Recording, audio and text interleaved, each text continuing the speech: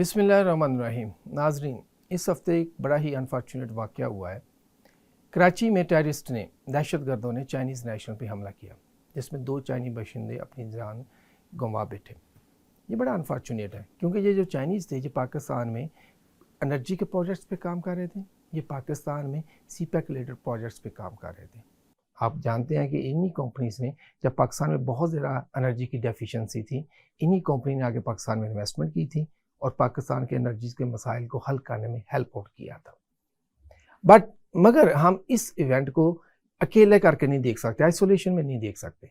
इसको हमें कोरिलेट करना पड़ेगा कि और क्या हो रहा है, ये इवेंट क्यों हुआ। हालांकि पहले भी कुछ इवेंट हुए थे, मगर इस इवेंट की बहुत ज़्यादा सिग्निफिकेंस है क्योंकि अगले हफ्ते, जो आने वाला हफ्ता, उसमें पाकिस्तान में SCO की मीटिंग हो रही है, शंघाई कोऑपरेशन ऑर्गेनाइजेशन की। हुकूमत के सरबराहान तशरीफ़ ला रहे हैं, चाइनी प्राइम मिनिस्टर आ रहे हैं, जो कि ना सिर्फ SCO की मीटिंग को अटेंड करेंगे बल्कि दो तरफा तल्लुकात पर भी बात करेंगे। मुझे एक्सपेक्ट किया जा रहा था कि वो इकानमी में नए प्रोजेक्ट्स को भी इंक्लूड करने की बात होगी, को हम नई अनाउंसमेंट सुनेंगे। सो ये भी बड़ा इंपॉर्टेंट था और ये भी उम्मीद है कि जो रशियन प्राइम मिनिस्टर भी पाकिस्तान आएंगे।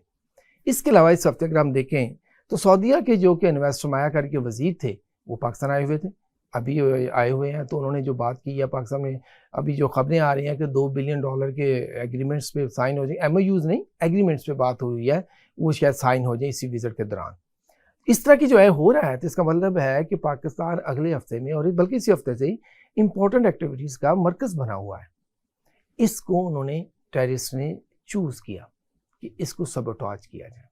इसमें सिर्फ ये कि ऑन फेस पे हम देखते हैं तो हमें BLA नज़र आता है, मगर इसको हम इन डेप्थ देखें तो ये अकेले BLA का काम नहीं है। हम देखते हैं कि ग्लोबल में बहुत सारे प्लेयर हैं कि जो रोल प्ले कर रहे हैं और इसकी बड़ी स्ट्रांग किसी लॉजिक है। आप देखें, ये तो अब एक कह लें कि आम इल्म, हर बंदे के इल्म में आ चुका है कि US और वेस्टर्न कंट्रीज वो कब से पाकिस्तान को कह रही हैं सीपैक को शेल्फ कर दो, सीपैक को बंद कर दो, अपने तल्लुकात को चाइना के साथ दोबारा देखो, इसको अंडरमाइन करो। और बल्कि उनके यानी कि ये नहीं कि उनका कोई थिंक टैंक आ रहा है, उनके हाई लेवल के लोग जो कि उनकी बात करते हैं, वो ये एक बात करते हैं, ये ओपनली दे पाकिस्तान को ये कहते हैं हम ना आए, आपके लिए ये अब वो प्रॉब्लम है। फिर क्यों वो करते हैं ये बात? उसकी 2 वजूहात हैं। पहली वजह ये है कि जब वो देखते हैं कि हमें, वो चाइना को कंटेन करना चाहते हैं, और चाइना को कंटेन करने के लिए ज़रूरी है कि उसके इर्द गिर्द एक क्यास क्रिएट किया जाए, और उस क्यास क्रिएट करने में वो समझते हैं कि पाकिस्तान एक बहुत बड़ा स्टम्बलिंग ब्लॉक है, ये बड़ी रुकावट है, तो इसको कैसे सॉल्व करना है। तो वो कहते हैं पाकिस्तान को भी डिस्टेबलाइज किया जाओ, क्योंकि पाकिस्तान ने उनकी बात मान नहीं रहा। पाकिस्तान कहता है देखो जी, ना तो मैं आपके साथ खड़ा हूँगा बल्कि मैं चाइना के साथ खड़ा हूँगा। जब ये बात होती है तो फिर जो कि दूसरे ममालिक उस चीज़ को बुरा समझते हैं, तो वो पाकिस्तान को भी टारगेट करते हैं। अभी भी जो एक्टिविटीज़ हो रही हैं, आप देखें, इनको कौन प्लेटफॉर्म प्रोवाइड करता है, कौन से यानी कि ग्लोबल सोशल मीडिया के प्लेटफॉर्म जो यूज़ होते हैं, जो सारी चीज़ें वही आपको नज़र आती हैं। अभी आप देखें, जो क्वाड की जो मीटिंग हुई है, जो कि 4 उनके सरबराह मुल्क हैं, जिसमें इंडिया भी था, जिसमें USA भी था, US में जो मीटिंग हुई है, तो उसकी जो कि बाद में जो उसका कम्युनिके आया है, उसमें स्पेशली मेंशन किया गया पाकिस्तान और चाइना को। भी पाकिस्तान तो क्यों आप अपने आप पे रखें, आप अपना ध्यान, आप पाकिस्तान चाइना को क्यों एंगेज, इसमें अपने कम्युनिके में क्यों एंगेज कर रहे हैं, क्यों इनको मेंशन कर रहे हैं, क्या लेना देना चाइना का आपकी इसमें मीटिंग के साथ? मगर नहीं, आपने उसको किया, आपने उसको मेंशन किया। जैसे सारी कड़ियाँ, अब इसके अलावा बहुत सारे इवेंट हैं जिसको डिस्क्राइब किया जा सकता है। जब हम सारी कड़ियाँ मिलाते हैं तो हमें नजर आता है, बेशक फेस पे हमें जो BLA है, मगर इसके जो सपोर्टर हैं वो बहुत ज़्यादा हैं और इंटरनेशनल प्लेयर हैं, बहुत सारी ममालिक हैं इंटरनेशनली, और वो बड़े स्ट्रांग मुल्क है। तो हम इससे ये नतीजा कर सकते हैं कि जो BLA है वो सिर्फ एक फेस है, बाकी जो सपोर्टर है वो इंटरनेशनल प्लेयर्स हैं, कंट्रीज़ हैं, और बड़ी स्ट्रांग कंट्रीज़ हैं जिनके पास बहुत ज़्यादा फाइनेंशियल रिसोर्सेज है, टेक्नोलॉजी का रिसोर्सेज है। तो इस सूरत में पाकिस्तान को क्या करना चाहिए? देखें, पाकिस्तान की एजेंसी ने बहुत अच्छा काम कर रहे हैं। अभी देखें, हम जो कि सीपैक की फर्स्ट फेज थी, तो हमने बहुत सारे इसके यानी कि स्मूथली रन किया, हमने टेररिस्ट को काउंटर किया, हर चीज़ की। मगर अब जो स्केल हो चुका है टेररिज्म का, या जो anti CPEC, anti China Pakistan का, उसमें जो स्केल हो चुका है, उसमें पाकिस्तान अकेला इसको नहीं फाइट कर सकता। पाकिस्तान हो जाता है कि टेररिस्ट को, तो जो लोकल उनको तो फाइट कर ले, इवन कि 1-2 रीजनल को भी कर ले, डील कर ले, मगर इसमें इतने ग्लोबल प्लेयर भी शामिल हो चुके हैं टेररिज्म एक्टिविटीज़ में पाकिस्तान में, कि अब पाकिस्तान उनको अकेला डील नहीं कर सकता। तो हमें चाइना के साथ क्लोजली काम करना चाहिए। चाइना और पाकिस्तान को भी ये क्लोजली काम करना चाहिए, बल्कि चाइना को भी ये बात आप समझनी चाहिए कि चाइना और पाकिस्तान का जॉइंट वर्क बहुत ज़्यादा इंपॉर्टेंट हो चुका है और इसके लिए पाकिस्तान चाइना को मिलकर कि जो कम्प्रीहेंसिव सिक्योरिटी पॉलिसी बनानी चाहिए। जो पॉलिसी दो तरह की हो, एक वो जो कोई हमारे जो कि क्या लें डोमेस्टिक लेवल पे या जो नेशनल लेवल इश्यूज़ हैं उनके साथ डील करें।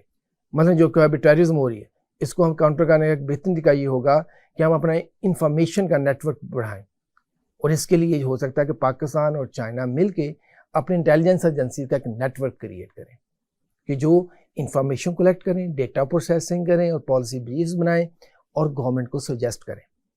ये बड़ा ईजी है पाकिस्तान और चाइना के लिए, क्योंकि पाकिस्तान की जो आर्म फोर्सेस और चाइना की जो आर्म फोर्सेस है लिबरेशन पीपल्स लिबरेशन आर्मी, ये कई सालों से इकट्ठे काम कर रहे हैं। पाकिस्तानी आर्म फोर्सेस और चाइनीज आर्म फोर्सेस कई सालों से इकट्ठा काम कर रहे हैं, एक दूसरे को समझते हैं किस तरह काम करना है, किस तरह कोऑपरेट करना है, तो इनके लिए बड़ा इजी होगा कि इंटेलिजेंस का नेटवर्क बना लें इकट्ठा। दूसरा कि हमें पुलिस को इसमें बहुत ज़्यादा बड़ा रोल देना पड़ेगा, क्योंकि जो टेररिस्ट हैं ये ग्राउंड से आ रहे हैं, कि जो सिविलियन में से निकल के आते हैं, और जो कि पुलिस है उसकी डीलिंग या उसका जो एक्सपीरियंस है टू डील विद सिविलियन सबसे ज़्यादा है, क्योंकि उनकी ट्रेनिंग इसी पे होती है सिविलियन के साथ डील करना। तो उनको लीड रोल देना चाहिए। उनका जो नेटवर्क्स होते हैं लोगों के पुलिस के सोसाइटी में वो बड़े स्ट्रांग होते हैं, हमें वो यूज़ करना चाहिए। फिर अगर हम ग्लोबली अगर हम देखें तो ग्लोबली तो पहली बात हमें सलामती काउंसिल में जाना चाहिए। देखेंगे आपकी दहशतगर्दी पे रेजोल्यूशन है कि जो इन्वॉल्व होगा उसको डील किया जाएगा। आप देखेंगे इंटरनेशनल लोग हैं इसमें इन्वॉल्व हैं, तो आप इसको डील करें आप। दूसरी बात कहें जी हम FATF में जाएं, कहें जी आपके मैंडेट में आता है टेरर फाइनेंसिंग जो होगी उन कंट्रीज़ को पनिश किया जाएगा। तो अब ये देखें ये कंट्रीज़ हैं, ये हमारे पास जो डाटा है, ये एविडेंस है, जो भी ममालिक इसमें शामिल होंगे, तो आप कहें जी कि हमें इन कंट्रीज़ के खिलाफ आप एक्शन लें आप, क्योंकि टेरर फाइनेंसिंग तो आपके पास है, उसका जो मैंडेट आपके पास है। तीसरा जो है कि हमें जो कि हम कहते हैं 5th जनरेशन वारफेयर, इस पर बड़ा जॉइंटली काम करने की ज़रूरत है, इकट्ठे काम करने की ज़रूरत है। क्योंकि आप देखें ना कि वो पहले ये यूज़ होती है यंग लोगों को या बच्चों को, जिनको हम कहते हैं उनको ब्रेन वॉश करने के लिए। उनको बताया जाता है स्टेट सारा कुछ खा गई, स्टेट कर दिया, वो कर दिया, ये कर दिया, अच्छा CPEC आपके खिलाफ है, चाइना आपके खिलाफ है, ये हो गया वो हो गया, खुद ही प्रोपेगेंडा करते हैं, फिर बच्चों को ब्रेन वॉश करते हैं। और जब उनको ब्रेन वॉश किया जाता है फिर उनको सेकंड स्टेज पे जो इंटरेस्ट ग्रुप होते हैं, टेररिस्ट ग्रुप होते हैं, वो उनको यूज़ करते हैं। तो हमें इस पर भी ध्यान देने की ज़रूरत है। देखिए हमें सब एक सोसाइटी, हमें सबको बताने की ज़रूरत है, साथ लेके चलने की ज़रूरत है। हम सब पाकिस्तानी हैं, हमें साथ चलना है इस मुल्क की तरक्की के लिए, खुशहाली के लिए, और उसके लिए हमें आपस में तावन करना है। शुक्रिया।